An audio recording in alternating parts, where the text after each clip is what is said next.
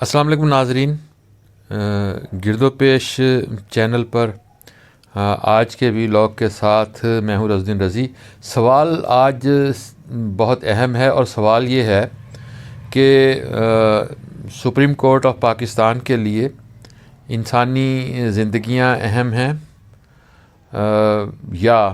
عمارتیں گرانا اس کے منصب کے لیے زیادہ اہمیت کا حامل ہے۔ دو کیسز ہیں اس وقت جن کا میں بیک وقت ذکر کرنا چاہتا ہوں۔ ایک مقدمہ جو ہے وہ سیکڈ امپلائیز کا ہے، ان برطرف ملازمین کا جنہیں سپریم کورٹ کے حکم کے مطابق ہی برطرف کیا گیا، ملازمتوں سے نکالا گیا، اور ان میں سے اب تک 20 سے زیادہ ملازمین جو ہیں وہ برطرف ملازمین جو ہیں وہ جان کی بازی ہار چکے ہیں، اور ایک ایک کر کے یہ لوگ اس جہان سے رخصت ہو رہے ہیں، اور سپریم کورٹ آف پاکستان کے پاس گزشتہ 2 مہینے کے دوران اس نے اس کیس کی اگر سماعت بھی شروع کی تو اس کو حکم امتناعی دینا سپریم کورٹ نے اسے ضروری نہیں سمجھا، اور اس کے بعد اب جو اس کی اگلی پیشی آ رہی ہے وہ اسی مہینے میں اس کی دوبارہ سماعت 29 نومبر کو متوقع ہے، اور 29 نومبر کو بھی اب سیکٹ ملازمین جو ہیں وہ زیادہ پر امید نہیں ہیں، کیونکہ سپریم کورٹ کا جو مائنڈ سیٹ نظر آ رہا تھا پچھلی سماعت کے دوران بھی وہ ملازمین کو ریلیف دینا نہیں تھا، اور اس میں گمان یہ کیا جا رہا ہے کہ شاید اس مرتبہ بھی ملازمین کو ریلیف نہ ملے۔ خیر، ہم اس پر زیادہ بات نہیں کرتے کہ یہ معاملہ ابھی زیر سماعت ہے، لیکن ایک اور معاملہ جس پر آج سے عمل درآمد شروع ہوا وہ کراچی میں نسلہ ٹاور کو گرانے کا معاملہ ہے، اور سپریم کورٹ آف پاکستان کے حکم پر chief justice of Pakistan Gulzar Ahmed صاحب کے حکم پر وہ کراچی میں موجود ہیں، اور کراچی رجسٹری جو ہے سپریم کورٹ کی وہاں بیٹھ کر وہ مقدمات کی سماعت کر رہے تھے۔ انہوں نے نسلہ ٹاور کو گرانے کے احکامات جاری کیے تھے، اور یہ کہا گیا تھا کہ یہ عمارت غیر قانونی تعمیر ہوئی ہے۔ 15 منزلہ عمارت ہے جسے 16 جون کو انہوں نے حکم دیا تھا کہ اسے گرا دیا جائے۔ بعد میں یہ احکامات بھی دیے جائے کہ اس کو دھماکہ خیز مواد سے اس عمارت کو اڑا دیا جائے۔ اس عمارت میں رہائشی اپارٹمنٹس بھی ہیں، وہاں لوگ رہائش پذیر بھی تھے، وہاں اس عمارت میں دکانیں بھی تھیں، اس میں بہت سارے سٹورز تھے، بہت سارے لوگ وہاں لوگوں کا روزگار وابستہ تھا۔ اب یہ سب لوگ جنہوں نے ظاہر ہے کسی نے یہ مفت اپارٹمنٹ حاصل نہیں کیا تھا، ان لوگوں نے کوئی نہ کوئی رقم دے کر، بھاری رقوم دے کر یہاں اپنے گھر حاصل کیے تھے۔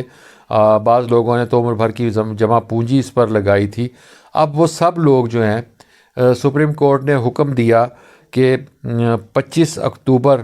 کو یہ حکم جاری کیا گیا کہ 27 اکتوبر تک اسے خالی کر دیا جائے۔ اس سے پہلے یہ ڈیڈ لائن دی جاتی رہی تھی 25 اکتوبر کو، پھر کراچی کی انتظامیہ کو حکم دیا گیا کہ اسے خالی کر دیا۔ کراچی میں ہم نے جمعے کے روز اس عمارت کو گرائے جانے کا عمل جب جاری تھا تو ہم نے پھر احتجاجی مظاہرہ بھی دیکھا۔ ناظرین، یہ شاہراہ فیصل اور شاہراہ قائدین کے سنگم پر واقع ہے یہ عمارت، اور جب ظاہر ہے اگر آپ کے گھروں کو گرایا جائے گا، اگر آپ ایک گھر میں بیٹھے ہوں اور آپ کو معلوم ہو کہ آپ کی چھت چھین لی گئی ہے، اور آپ کا ایک کاروبار چل رہا ہو تو آپ کو معلوم ہو کہ آپ کو کاروبار جو ہے وہ ختم کر دیا گیا، نہ صرف ختم کر دیا گیا ہے بلکہ اسے باقاعدہ تباہ کیا جا رہا ہے، اور بلڈوزروں کے ذریعے اس کو گرایا جا رہا ہے ساری عمارت کو، اور پھر اس کے لیے مشینری متحرک کی گئی، اس کے لیے انتظامیہ ڈپیوٹ کی گئی کہ اس عمارت کو گرانا ہے ہم نے۔ وہاں عمارت کو گرائے بغیر بھی معاملات کو حل کیا جا سکتا تھا۔ عمارت کو گرائے بغیر اگر آپ ایک ہی قسم کے معاملے میں 2 طرح کے فیصلے اگر سپریم کورٹ آف پاکستان دیتی ہے، اور بنی گالہ کی اگر غیر قانونی تعمیرات کو آپ قانونی قرار دے دیتے ہیں اور اس کے لیے مہلت دے دیتے ہیں، اور اس کے بعد اس کو نئے سرے سے اس کے احکامات جاری ہوتے ہیں، اور اس کو یہ مہلت دی جاتی ہے کہ وہ اس کو ریگولر کر لے، ریگولائزیشن ہو جاتی ہے اور سارا کچھ ٹھیک ہو جاتا ہے۔ تو یہاں بھی کوئی اس قسم کی صورتحال بنائی جا سکتی تھی، لیکن یہاں معاملہ شاید کچھ اور تھا، یہاں ضد کوئی اور تھی، یہاں گرانا مقصود تھا، یہاں لوگوں کو بے گھر کرنا اور لوگوں سے ان کا کاروبار چھیننا مقصود تھا۔ یہاں اسے ریگولر کرنے کی ضرورت محسوس نہیں کی گئی۔ اب ہم آج وہاں مظاہرہ دیکھ رہے ہیں، وہاں مظاہرین موجود تھے، وہاں بلڈرز ہیں، وہاں وہ لوگ ہیں جنہوں نے احتجاج کیا اور اس کو مسمار کرائے جانے کے خلاف۔ ہمیں پھر وہاں دیکھا کہ آج جمعے کے روز مسلسل آنکھ مچولی ہوتی رہی، وہاں جمعے کے روز مسلسل شیلنگ ہوتی رہی، وہاں بہت سے لوگ زخمی ہوئے، اور ان میں آباد ہے ایسوسی ایشن آف بلڈرز اینڈ ڈیولپرز، اس کے عہدیدار بھی اس میں زخمی ہوئے ہیں۔ اس کے چیئرمین جو ہیں محسن شیخانی، انہوں نے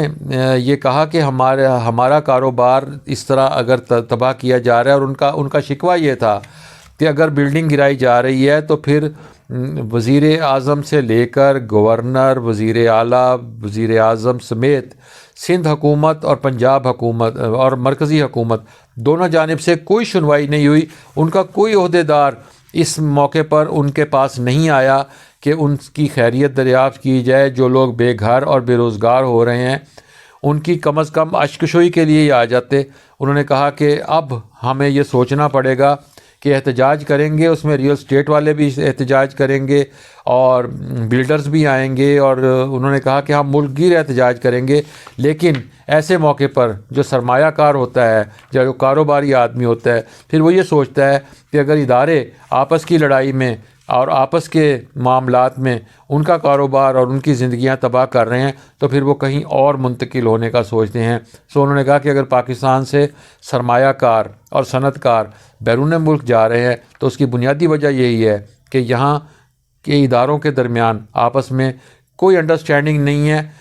اگر یہ اتنی بڑی بلڈنگ 15 منزلہ بلڈنگ کوئی راتوں رات تعمیر نہیں ہو گئی تھی، یہاں کسی نے اس کو اجازت دی، کسی نے اس کا نقشہ بنایا ہوگا، کسی نے سب کچھ ہوا ہوگا، لیکن اگر اس کے باوجود اس وقت اداروں نے آنکھیں بند رکھیں اور بعد میں جب معاملات پرانے ہو گئے تو پھر اس کو گرانے کے احکامات جاری کر دیے گئے، تو پھر کاروباری لوگ یہ ضرور سوچیں گے کہ ہمیں یا تو کاروبار دبئی یا کسی اور ملک میں منتقل کر دینا چاہیے، یا پھر ہمیں کوئی رشوت اور ان چیزوں کے ذریعے معاملات کو سیٹل کرنا ہوگا۔ اور پھر وہی بات آ جاتی ہے کہ ایک جانب آخر میں پھر میں سیکڈ امپلائز کی جانب آؤں گا ناظرین، کہ سیکڈ امپلائز کے معاملے میں جو ان کی نوکریوں کی بحالی کا معاملہ ہے، جو لوگوں کو غیر برطرف کیے جانے کا معاملہ ہے، جس کے بارے میں سب اس بات پر متفق ہیں کہ پارلیمانی ایکٹ جو ہے اس کو رد کیا گیا، پارلیمنٹ کے فیصلے کو رد کر کے، اور پارلیمنٹ کے احکامات جو تھے ان کی نفی کر کے اگر آپ نے ملازمین کو نوکریوں سے برطرف کیا، ان کی بحالی کا معاملہ ابھی تک جوں کا توں ہے، اور کچھ اور لوگوں کو بے روزگار اور بے گھر کرنے کا عمل جاری ہے۔ ناظرین کرام،